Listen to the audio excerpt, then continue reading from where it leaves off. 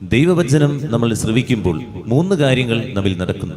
ഒന്ന്, നിരാശപ്പെട്ട് സങ്കടപ്പെട്ട് വേദനയോടെ തിരിച്ചു പോകും. അതാണ് ആ ധനികൻ ചെയ്തത്. അവന് കുറേ സമ്പത്തുണ്ടായിരുന്നു. അവനോട് പങ്കുവയ്ക്കാൻ പറഞ്ഞപ്പോൾ, പാവപ്പെട്ടവർ കൊടുക്കാൻ പറഞ്ഞപ്പോൾ അവനത് കൊടുക്കാൻ മനസ്സുണ്ടായിരുന്നില്ല. എല്ലാ പ്രമാണങ്ങളും അവൻ പാലിച്ചു. നമ്മുടെ ജീവിതത്തിൽ ഈ ദൈവവചനം കടന്നു വരുമ്പോൾ ചില കാര്യങ്ങൾ മാറ്റേണ്ടി വരും. ഇത് മാറ്റാൻ നമുക്ക് പറ്റാതെ വരുമ്പോൾ നമ്മൾ വേദനിച്ചു പോകുന്ന വ്യക്തികളാകും. രണ്ടാമതായിട്ട്, തട്ടിത്തെറിപ്പിക്കുന്ന വ്യക്തികൾ ദൈവവചനം കേൾക്കും. നമ്മൾ അപ്പം തന്നെ നമ്മുടെ മനസ്സിൽ പിശാചൊരു കാര്യം ഉണ്ടാകും. ഇത് അവളെക്കുറിച്ച് പറയുന്ന, ഇത് അവനെക്കുറിച്ച് പറയുന്ന, ഇത് ആ വീട്ടുകാരെ കുറിച്ച് പറയുന്ന, ഇത് അവർ തമ്മിൽ വഴക്കുണ്ടായത് കൊണ്ട് പറയുന്നതാ.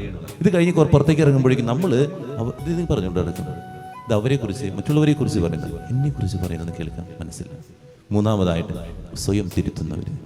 ദൈവവചനം കേട്ട് ജീവിതത്തിൽ എന്തെങ്കിലും ഒരു മാറ്റം വരുത്താൻ എനിക്ക് പറ്റാറുണ്ടോ? നമ്മൾ ഓരോ ദിവസവും വചനം കേൾക്കുന്നുണ്ട്. നമ്മൾ എന്താ ചെയ്യണേ?